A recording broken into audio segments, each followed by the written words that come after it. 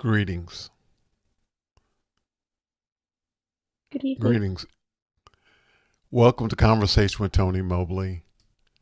Today on Conversation with Tony Mobley, exceptional person, Xenya Nikeyenkova.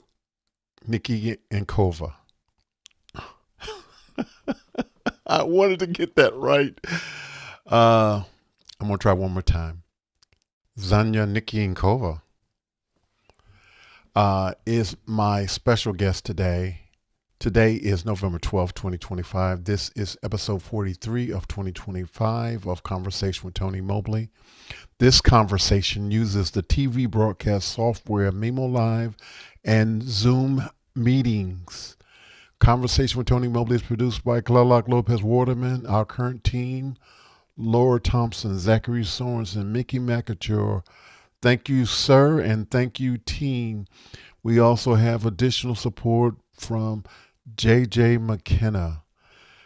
ConversationWithTonyMobley.com is our website. We also have an interactive chat that's called Mukana. It's courtesy of Alec Lindsay and 090 Office Hours Global. For that question system, you have the ability to ask your question, and that question can be voted up or down. If you choose not to use Mukana, you can use the YouTube chat. We have someone monitoring the YouTube chat, and we will pull your question in if you choose not to use Mukana. So that is our introduction. And now we are going to get started with our conversation for today. And the very first question is, who is Xenya Nikeyenkova? Hi there. Firstly, I'm really excited to be here. Thank you for having me. It's a very big pleasure of mine to be here. Um, yes, I am Xenia Nikeyenkova. Sorry, I was going to say I was a coach. That is one of my main roles. Who am I?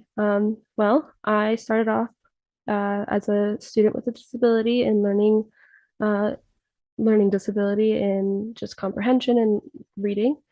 But as I grew up, I figured out that, having a disability is really more of a superpower. It's not really something that to be ashamed of. A lot of my peers had been, and that was something that I had learned to embrace. So I am someone who is an advocate and associate with the disability community. Um, I'm a scholar. You know, I used to be a gymnast. I am now a gymnastics coach for ages 3 to 15. My older kiddos are in competitive gymnastics. I'm a crafts person. I like to work with my hands. I like to build things.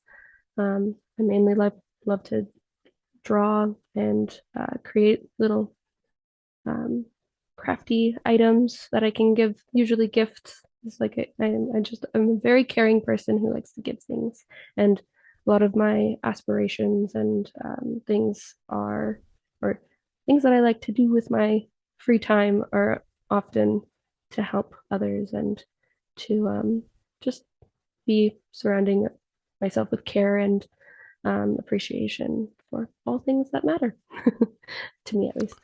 Yeah. Fantastic. Thank you so much for being here. Again, I really appreciate it. You taking time out of your schedule to be here with me. We have next question is from Zachary Sorensen from Warwick, Queensland, Australia. His question is, how did you get into gymnastics? It's a great question. Really, my mom is to blame. Um, I became a gymnast at the age of, I would say, younger than one. People have argued with me about that, but my mom remembers taking me to my first gymnastics class when I was about 6 months to a year old. Um, I was I still am a very energetic person.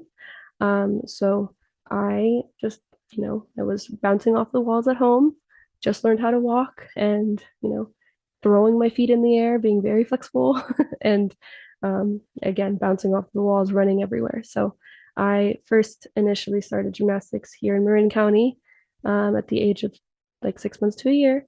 And then I just continued doing it. It was definitely a passion that I had outside of school. It definitely kept me sane through, like I was saying, my disability. So I was a gymnast for quite some time. I did competitive gymnastics for about 5 years. Did gymnastics like as a gymnast for 12, and I've been coaching for now 12 years as well, maybe 13. Wow. Thank you for the I'm question. curious. What was the reason that your mother chose gymnastics? Did she have a background in it or That is interest in it? that is yes. No background, but she did grow up in Russia, and she knew that uh, gymnastics is a very disciplinary sport. She saw that because I had a lot of energy, she was like, okay, this child needs to learn discipline at a young age. And specifically, the gymnasium she took me to was run by fellow Russian and a Latina woman. And so they had proven to her that they were capable of, keeping me in line. Um, but yeah, gymnastics was a really great initial disciplinary sport. It's also one of the best sports to start with, if you ask for my opinion, because it really does allow for all things coordination to start being initiated for the younger kiddos.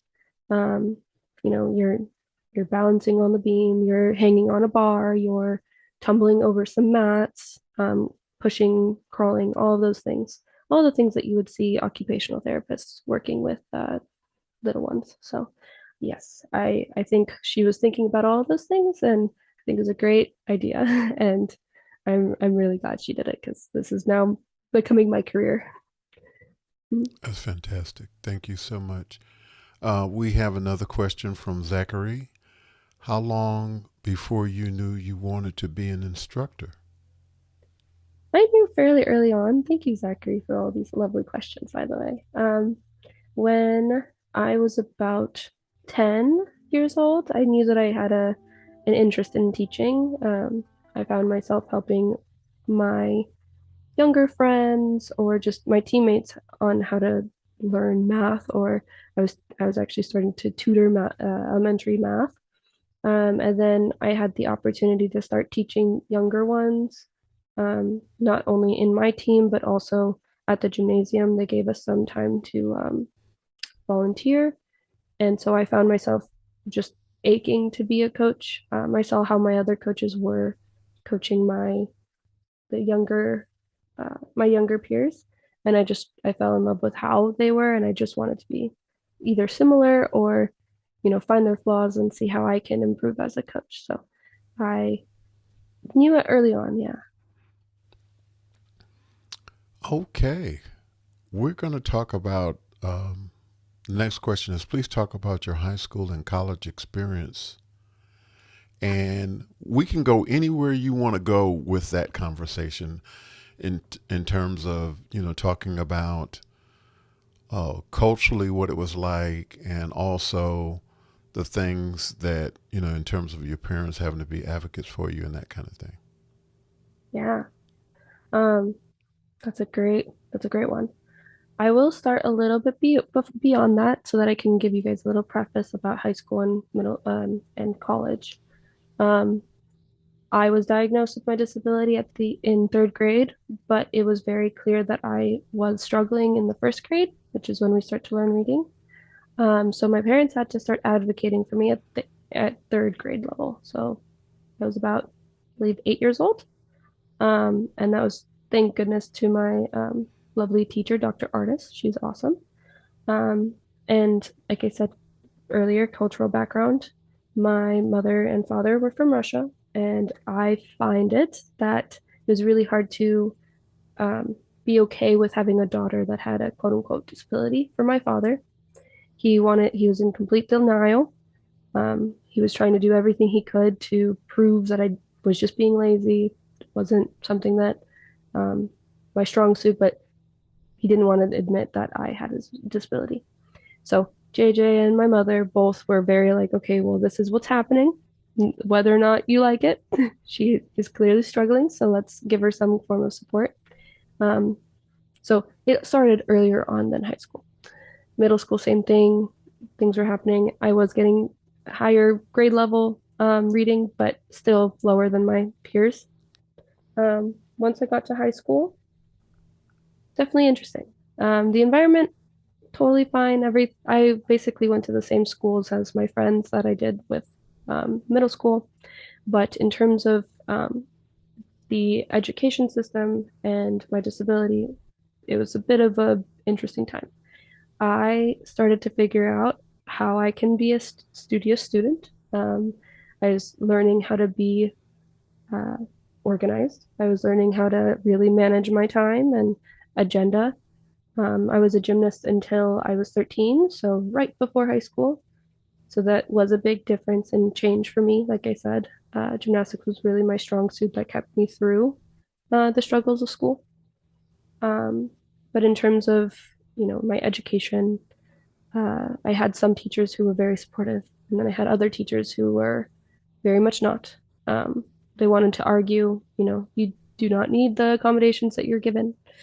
Um, that, I'm getting such great scores or high grades in math and sciences, figures, right?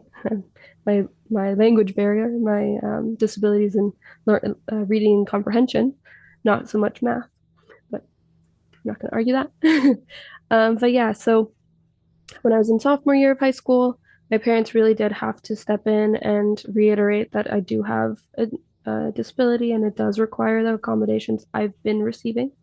Um, we had a whole 2+ hour conversation saying, "Oh, you've graduated being disabled. You no longer need any of the help you've been having."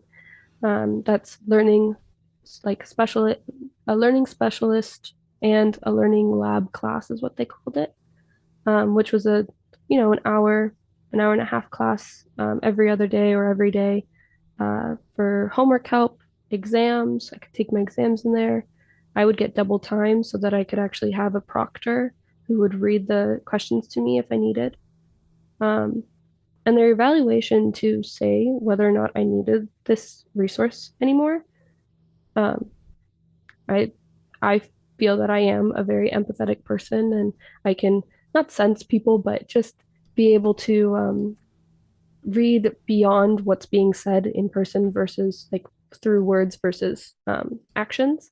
And so I felt like my proctor was trying to make me pass. Like he was giving me answers like, "You're so close. It's curtain. You're looking for the word curtain." Like, and something I remember a part of the exam is just like a interesting proctored. They ask you a question, you have to answer in a certain way based off of text, especially for my disability. So it felt interesting. And that was my sophomore year. This was right before we start going into junior year, and they're like, "Oh, we're prepping you for college now." So it was a very stressful, frustrating time because I felt like, my disability is now being like kind of pushed off to the edge. Like you're not disabled anymore. Nothing's wrong with you.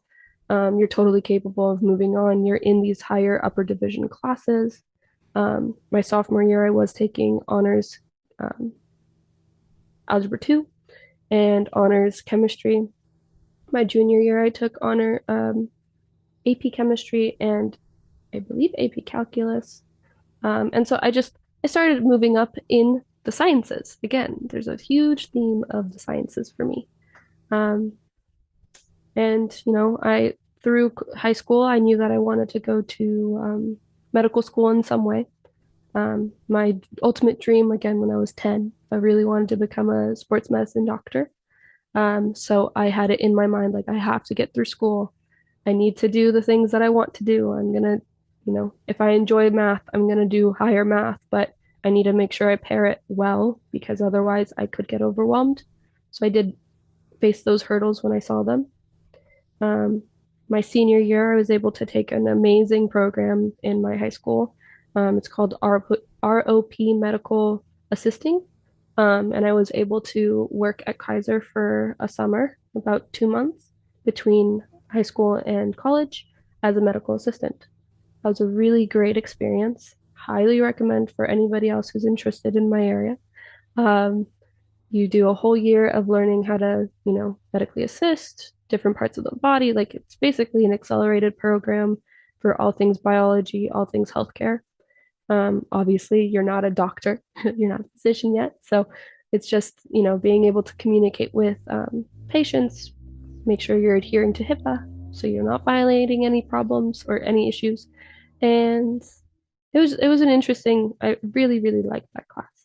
I'm Um, just curious. yeah, Would some of that uh, opportunity possibly lead to nurse practitioner or yeah, medical um, physician's assistant? Is it that could. It could. okay? The class was accredited by my local, not junior college, but College of Marin does accredit the course. So I did receive, I believe, it was like 12 credits in that assisting program. However, I went to college right after, and because they're kind of obscured, and since then it's been like, I don't know, 5+ years since I did that program.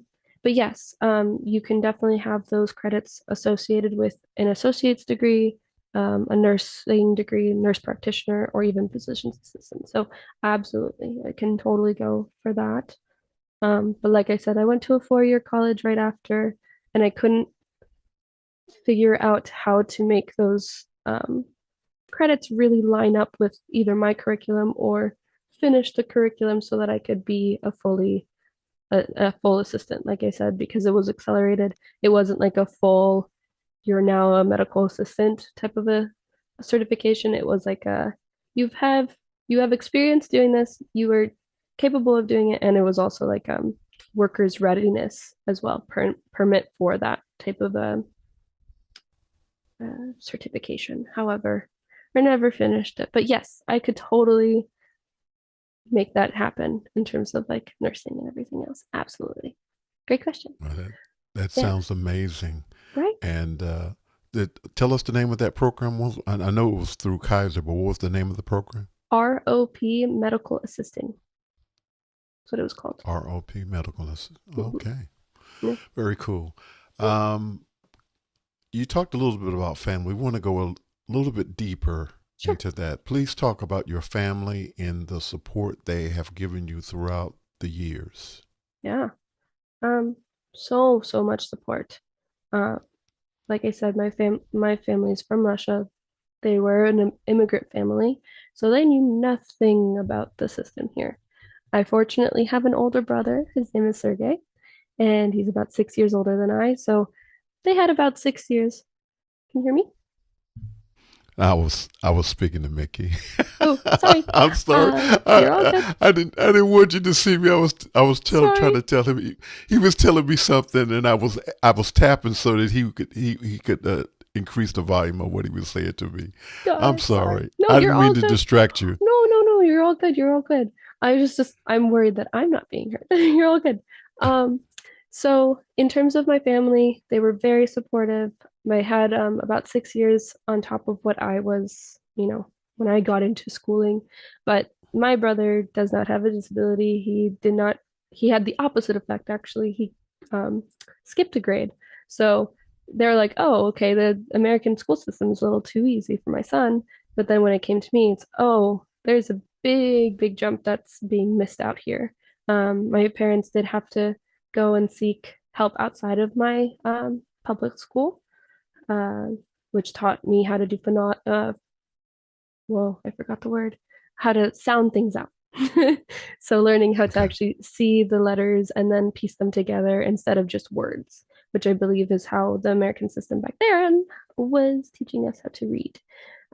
So I would mismatch things, and my parents would get frustrated with me, as anyone would. I got frustrated all the time. They had to support me through my huge frustration, emotional outbursts, as children have, just because they exist, right?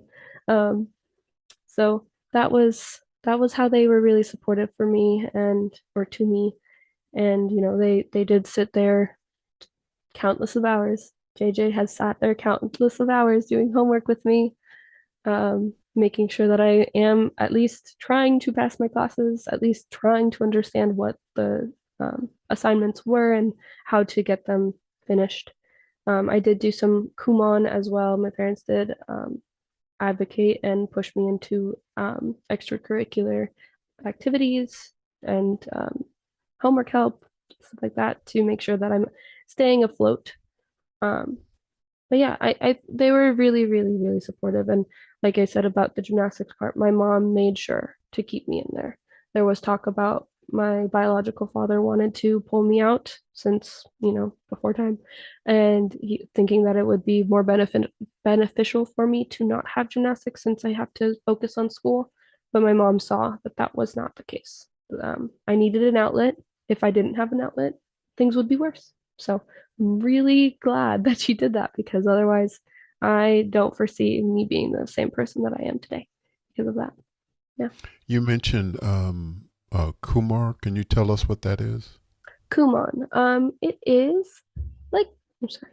It is a additional homework help, homework assignments, basically bridging the gap between what you're learning in school and what you should be learning in that grade level, and giving you more assignments and more time to practice what you are learning. So let's say for me specifically, my dad was like, "Oh, you're not understanding math."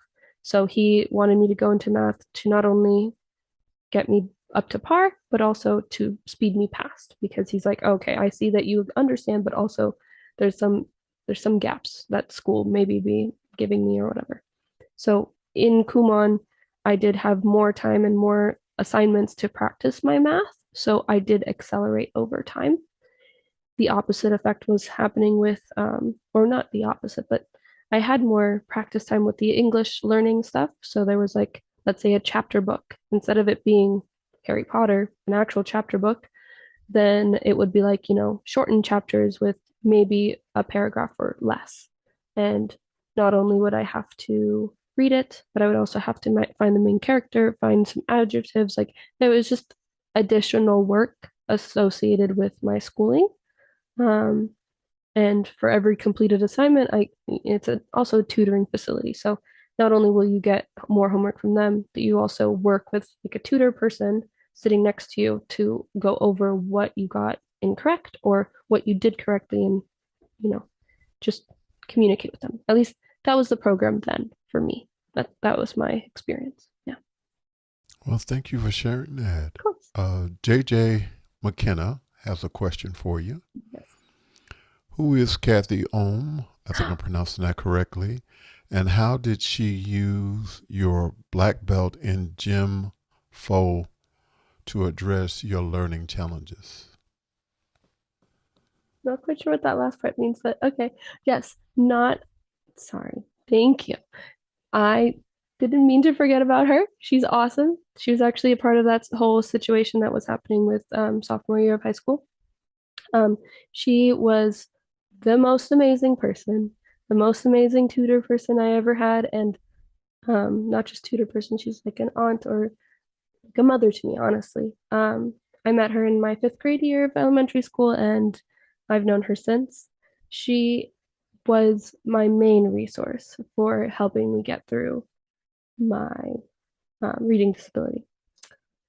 She's an amazing human being. She was a professor, sorry, was a professor uh, at Berkeley, in language arts, something of that other. She has a couple of kiddos that are super brilliant. She's brilliant, makes sense. Um, so she alongside with Kumon, I stopped doing Kumon, so this is a great segue. I started with Kumon in elementary school, and then I ended up getting this help from Kathy Ohm. She would sit countless of hours on Wednesday evenings, pick me up from school. She was my most awesomest tutor. We would read books together. She found out the best tools for me to, sorry, I'm about to start crying. She found the best tools for me to get over my humps or just frustrations in reading. Um, she would see that I started getting tired. I'd start skipping lines, and she's like, okay, stand up. It's time to try again. You're clearly not here. You're disassociating. Let's go get something to eat or drink, and then let's try again. And she would do homework with me. Um, we would go over some vocabulary together, and then she found out, oh, I have this lovely book in my um, personal library, and it was all medical terminology. And she started going through it with me because she heard my interest is in medicine, and she gave me a few words, and we did roots and all the good things for learning how to read. And she was like, wow, this is really working for you. Like you're learning the material, you're learning roots, and you're actually being able to read these horribly long words that you see in medical literature. So she was a Wow. great resource. She was amazing. Yeah, She sounds she's like the amazing. first advocate, aside from your parents, that really made an impact on you. Yes, she very much did. Yeah, I want to say to all of the parents who have exceptional people in their household, don't be afraid to reach out for support from your communities. You never know where you may be able to get the person that can make a difference in your child's life. So those of you who are listening, please don't hesitate. And I want to say it this way: don't leave any stones unturned in terms of looking for the support that your child needs, because there are going to be things that you as an advocate for them just won't be able to do, and it will take someone else to make a difference in their support going forward. So I just wanted to say that to those people who may be listening. JJ is back, and his question is, what was your degree, and how have you been using it, or how do you plan to do that? Thank you, JJ. Yeah, so going into the college part, um, I did also invite her to she was a part of everything college and just education. So she's definitely not forgotten. I love her so much, and I honestly should reach out to her. To segue into college, I went to college for biochemistry and molecular biology. I have a bachelor's of science, and I had a minor or got a minor in psychology. And yeah, I did a lot of research in college. Like I said, science was my route, math was my route. Um, what? So I originally went to college thinking I was going to go into neurobiology, and figured out that was a little too much language for myself. Meaning there was too much literature.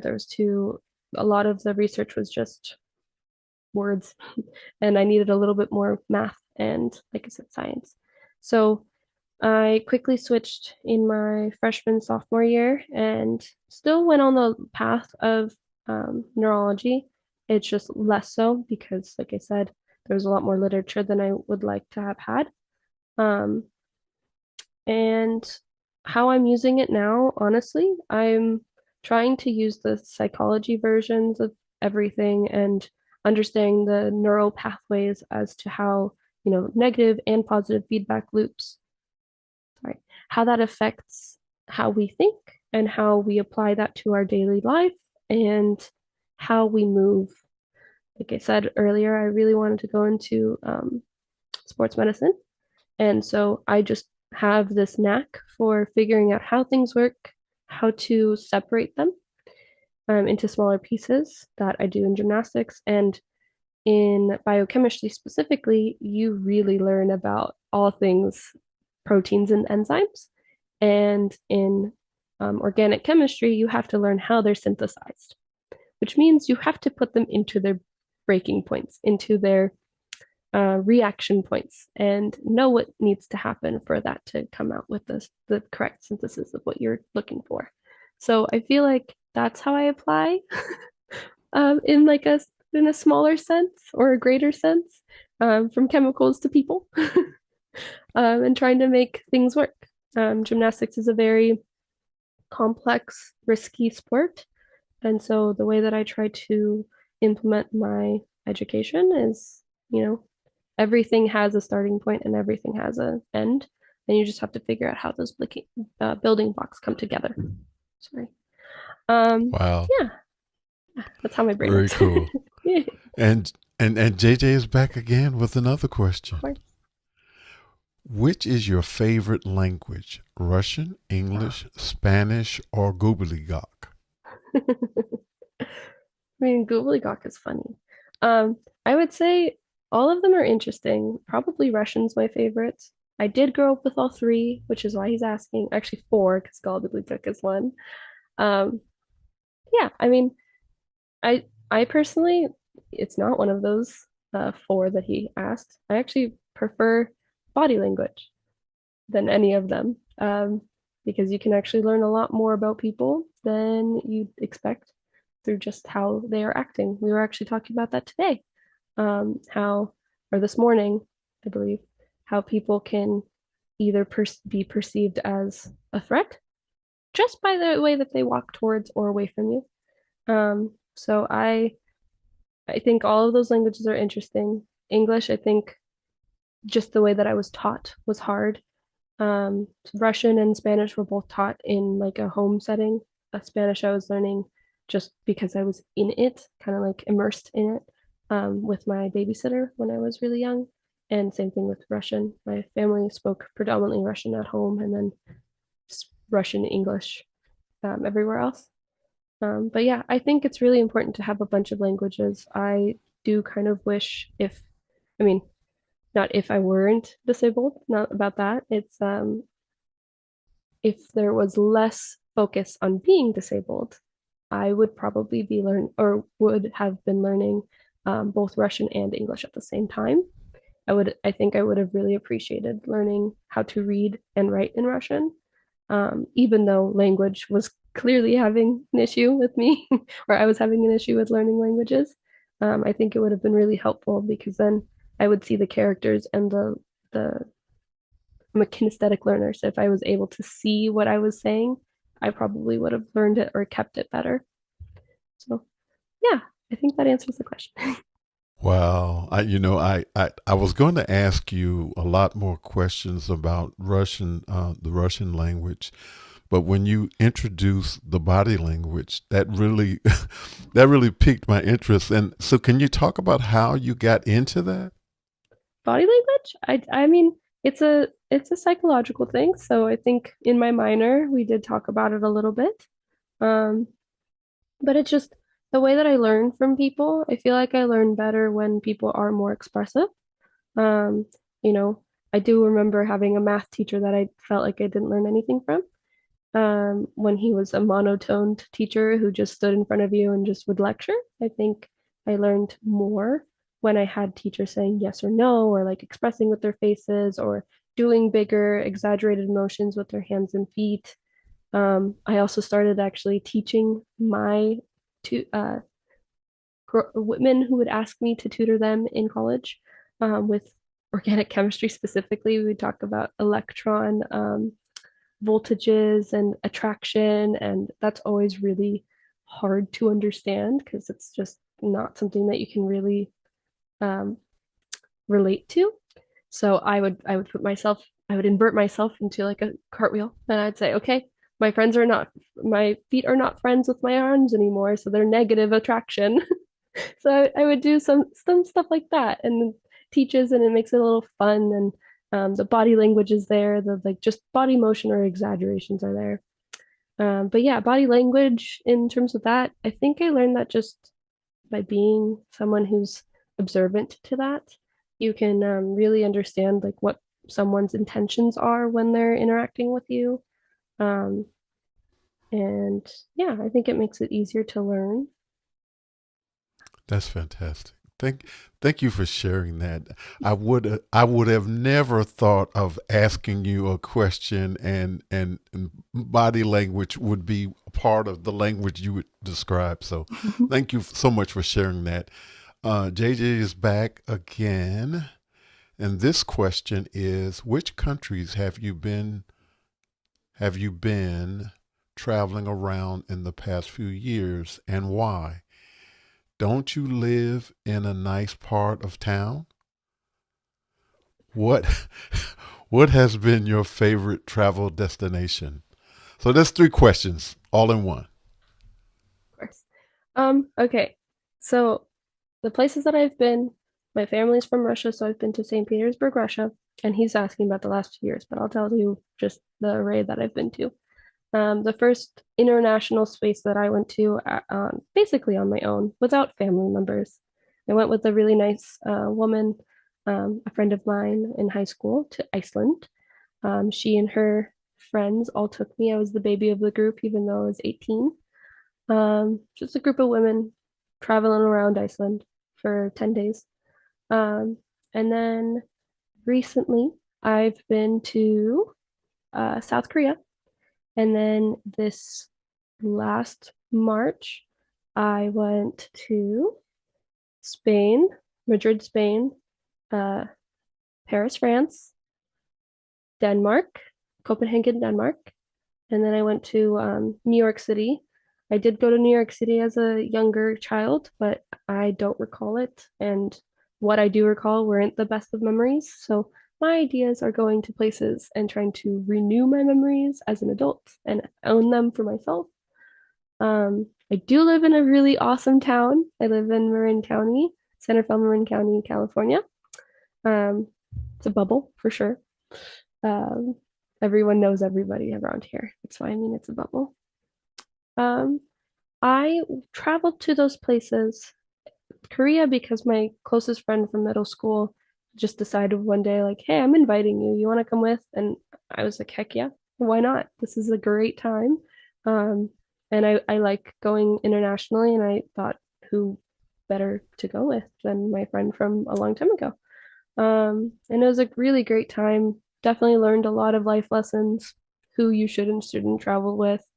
Um, but it was a great like adult experience. Um, Got to learn about different cultures. I've always been interested in different cultures and how people interact with one another, and um, just living in different spaces and seeing how that would be, and if it's something I would be interested in doing. And that kind of opened up the door to wanting to travel internationally, not just like with friends, but on my own. Because it's been some time since I went to Iceland. That was with a group of women that were older than me. They took the reins on that. And Korea was really a trip that I um, planned out. And then I took That's a 2.5 uh, week, yeah, and then I took a 2.5 week trip to Europe, and that's where I went to all of those other places.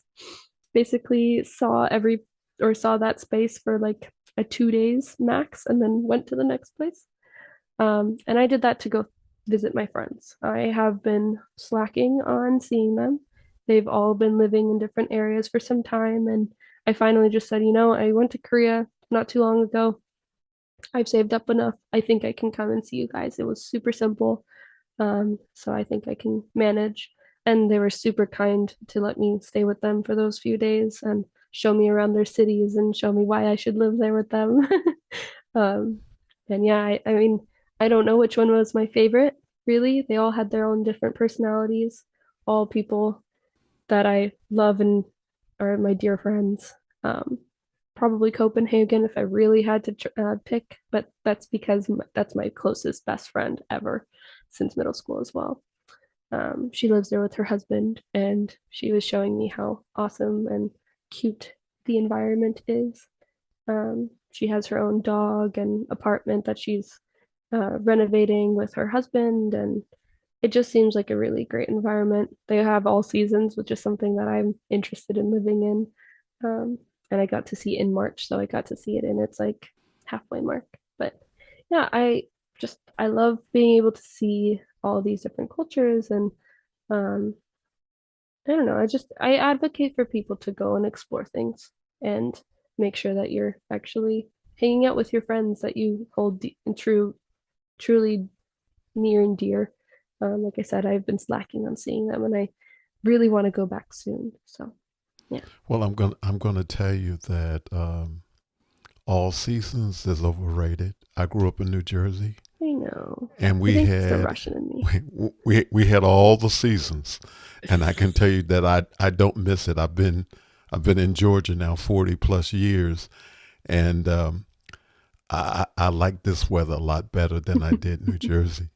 And I also wanted to say thank you for last week asking the question of my nephew, um, who um, was in, is an international basketball player.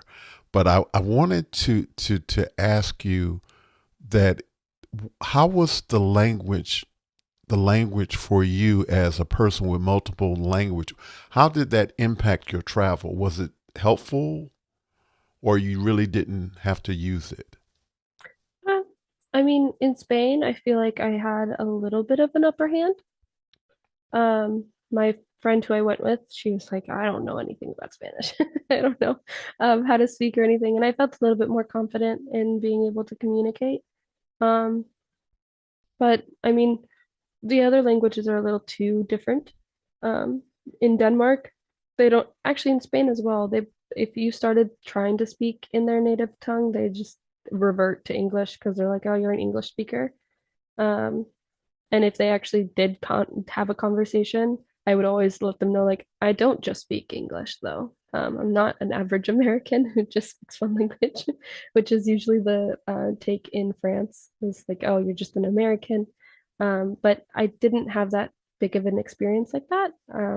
I think it's because my friend is from there and he was basically touring me around. So I was very fortunate to have a different experience than what I've heard others have when in France. Um, but I think the language barrier, it wasn't too big of an issue. I did use Google Translate quite a bit. Um, I think the maybe the hardest place that I had was Korea, because it was just such a different language than what I'm used to. But yeah, and the culture is so different too. Okay. Zachary Sorensen, Warwick, Queensland, Australia, is back again. Are you still considering medicine? I've I've dabbled with the idea. I don't love um how their education system is and how nuanced it is in different spaces. It's a very competitive and expensive school system. And I mean, I've considered maybe going into sports medicine in the physical therapy aspect. Um, I do kind of think it's a little overrated personally. Just there's a lot of hoops I'm gonna have to jump through with my disability. Um, Technically after the age of I believe 22 or 24, you no longer have an IP or any kind of um, like resource help. So I would have to Mhm. get re-diagnosed for me to go back to college and receive the help I'm used to getting. And then, if it is the traditional going to medical school, you'd have to take the MCAT and all those things. And I know that that is a 16-hour exam if I were to get my accommodations. So there's a few hoops that I'd have to go through. But I was considering, or I am considering nursing, physical therapy, maybe other things in that realm. But it's not quite the priority right now because I feel pretty fulfilled in the realm that I'm in, and I see that I'm flourishing fairly well. Um, and I don't know, I'm definitely giving back to the community now with children, because predominantly most of my kids are between 7 and like 10, but I do work with 3 plus. So I feel like I'm making quite a big impact, and that was my goal is to reduce injury, create an impact, give back to the community. And I feel like I am fulfilling that right now. Okay, so I'm laughing at this question that we have, Sure. and it's from Totally Not Your Dad. Okay, perfect. It looks like your background has bars on the windows. Do you feel imprisoned by your lifestyle? No, it's a window. There's no bars behind me. Um, I don't think so. I mean, I will say when I was, a very young girl, I did feel imprisoned by a said person. But that's because they're a protective parent and they wanted to make sure that I was safe and sound. Um, but no, I think my lifestyle's fairly good. I mean, I do work 6 days a week, which is not something I prefer, but like I said, I am giving back to my community and I'm working with children. So like there's a lot of fulfillment there. I will say being an adult post-COVID is difficult and um uh graduating when COVID was at its peak. Um or just I don't know, it was both. I was in my Do, junior year when it was at its peak. do you think that there is a barrier for you as a person who graduated from college at that time in terms of interaction or social situations? Yes. I feel like I like to use the word robbed. So maybe the imprisonment makes sense. No. Um yeah, I do feel like the aspect of your junior and senior year being able to communicate with your professors and making those connections that everyone talks about with colleges, like networking. I didn't get to have that at all. Um, Even though they did try with Zoom learning and everything, I went to a liberal arts all women's college and they were not really well equipped. Yes, we did have things they did accommodate, we didn't shut down, but it was hard. And like I said, I'm I'm very science driven. I like being in the lab. I liked doing a lot of my work in person, and I was not able to. In those last 2 years when I thought I would be making like being able to connect and talk and do research, like real hard research, I wasn't able to. Um, and yeah, it was hard. And a lot of my assignments were written, so it was even harder for me to keep up and not feel stressed out. Um, so yeah. Well, thank you so much for that. Please talk about being an advocate for yourself and others. Yeah. Um, so I was fortunate enough to have my parents be my advocate for a long time, but in that, my parents were very like, we're not going to be able to be here for you through your college experience and all that other fun jazz. So I had to learn from an early on to ask for help, to ask uh, when I needed accommodations and where. Like I said, I was able to get my um, exams taken double time in a different room and other things like that. So really pushing to advocate for myself in that regard. Um, and previously mentioning sophomore year, my school district wanted to take my accommodations away, which was just absurd to me and my family. Um, Do you recognize why they thought that? Is it just because you were excelling in the sciences?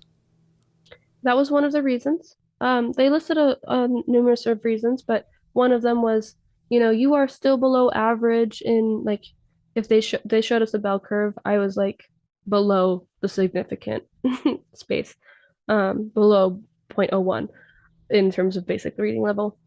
But everywhere else, you were excelling. You're getting all straight A's. Um, you have all these resources and you hardly use them. I'm like, you're not that does not make sense. Like the what they were saying in terms of that did not compute for me. What they did say with that, I was talking about me being an empathetic person, being able to kind of read the room, read my proctor. they used those materials and said, "Oh, you passed this with flying colors." I was like, "Well, I knew what the right answer was because my proctor was saying yes or no with his body."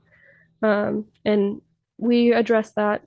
JJ ended up submitting or speaking to them and saying we're going to have an IEE instead, which is an individualized education program. No, wait, IEP is that. IEE is, I don't remember, but it's It's IEP. IEP here in Yes. Georgia, in most Yeah. places.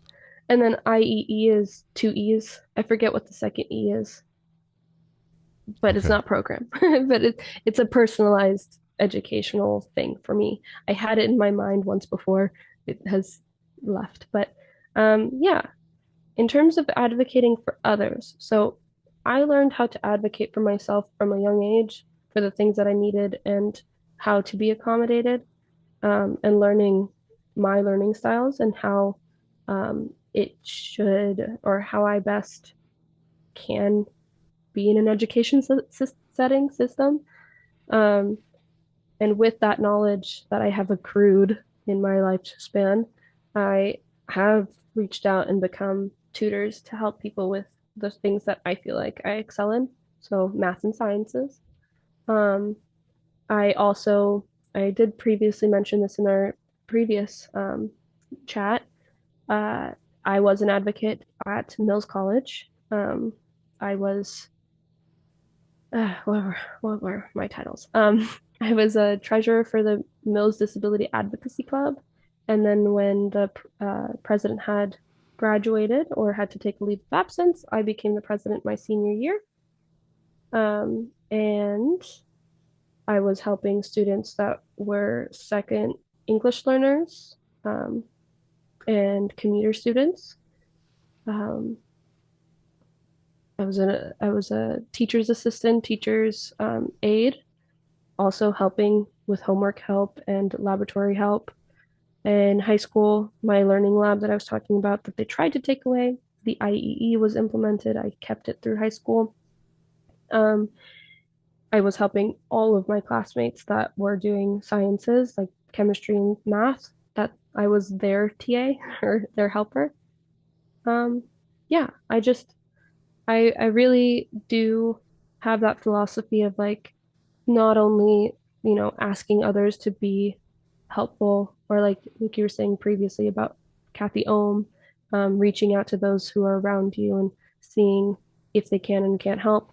I definitely advocate for that. Um, I've always been someone that says like you should never feel afraid to ask for help. If someone says no, what are you going to get from that? Like there's nothing bad that comes from that. There's no, just yes is probably going to happen, or a yes and, or a no maybe. But if it's a no, it's fine, move on. um Likely I people who agree. say no, they just don't know how to help, and that's okay. They don't need to. But I think it is something that we as people need to learn to be accepting of.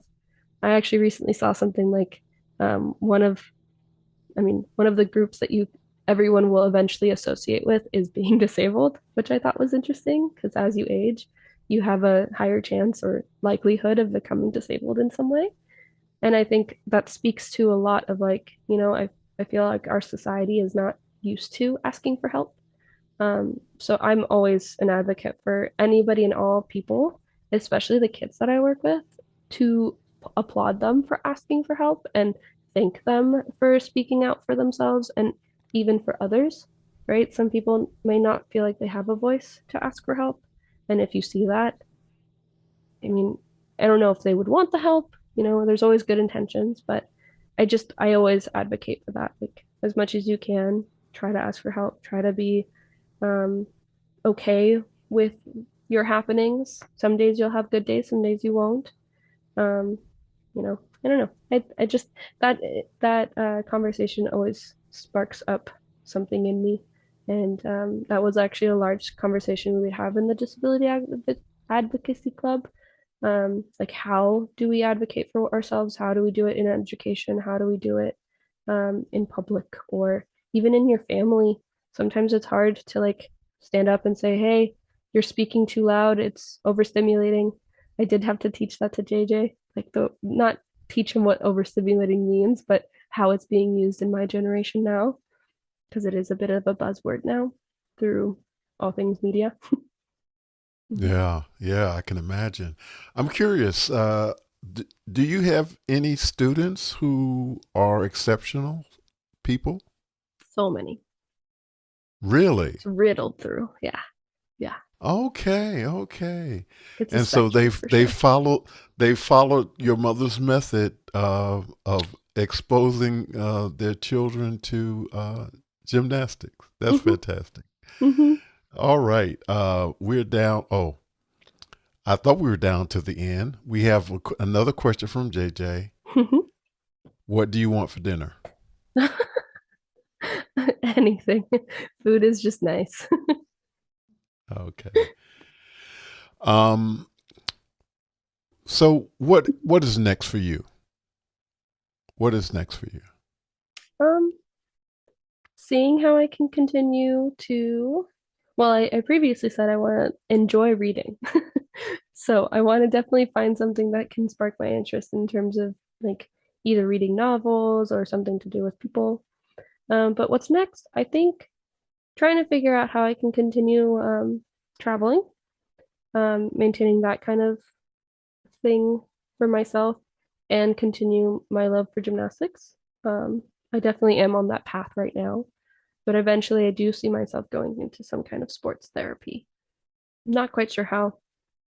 I was dabbling with the idea of Pilates instructing, which is interesting. But when I went to physical therapy for myself when I was a gymnast, my therapist constantly was telling me to go to Pilates. And so that is something that I'm doing right now to re-stabilize my scoliosis back. So yeah, I think that's where I'm heading. Well, thank you so much for that. Our final question is, you are speaking to the world. What do you want the world to know? Um, I want the world to know that disability is just a word. Really, we're just fighting for the um, access of everybody, not just a single group of people. Um, and that, yeah, I think everyone and all can advocate for themselves for anything and all that they may need, to being okay with being shot down, but also uplifted by people. I think having a disability is really having a superpower. Just keep it, don't keep it on your heart. Just keep going and know that eventually you'll make it out of the rut that you were presumably in terms of your quote unquote disability. Um, and know that you will figure out what makes you happy and you will flourish in that. I think that's something I didn't really have told to me when I was younger. I thought having a reading disability was the end of the world because everything is reading, but it's really not. And it was a very small way of thinking. And I think once you figure out what your superpower is, just keep going with that and you're going to do amazing things. Well, I want to say thank you so much for being here. And I agree with you that it is exceptional people do have superpowers. And I firmly believe that. And I've said that, even before our conversation, that I believe that exceptional people have superpowers because they are able to do some amazing things. And they're also able to do things that are totally unexpected that Mm-hmm. will make you smile. And so we want to thank everyone so much for being with us today. Um, I had a great time today, and Yeah. I want to thank Xenia so much for being here with me. Conversations with Tony Mobley is produced by Clark Lopez Waterman. Our current team is Laura Thompson, Zachary Sorensen, Mickey McAture. Thank you, team. Thank you, sir. And we also want to thank um, JJ McKenna for all of his support. Um, recently with Conversation with Tony Mobley. And some of you might say, well, didn't you say that at the beginning of the conversation? Yes, I said it at the beginning of the conversation, and I'm saying it again. That's what I do. I'm thankful for these people supporting me. Being Thank here. you, Mimo Live. I'm sorry, go ahead. I said, and being here. Thank you for all the questions and everything. Yeah. Fantastic. Thank you again. Thank you, Mimo Live. Thank you, Zoom, for making this broadcast possible. We have conversations with real people. Stay tuned for new episodes and great conversations. Thank you, everyone, for the near 200 plus conversations on Conversation with Tony Mobley. And if you have time, we ask that you go back and look at some of those conversations. We hope that you will find something that is helpful to you. And I'm going to just say this. You might want to go back and look at that first conversation where Xenya was on the panel too. You get some more insight into her. And her dad, JJ, was a part of that conversation and another conversation we had about 2 weeks ago. So I want to say again, thank you, Xenya Nikeyenkova. Thank you for being a part of our conversation today, for doing the things that you do, and for being the person who you are. A superpowered, exceptional person. Thank you so much. Thank you. Next week, an authentic conversation with Chris Fenwick.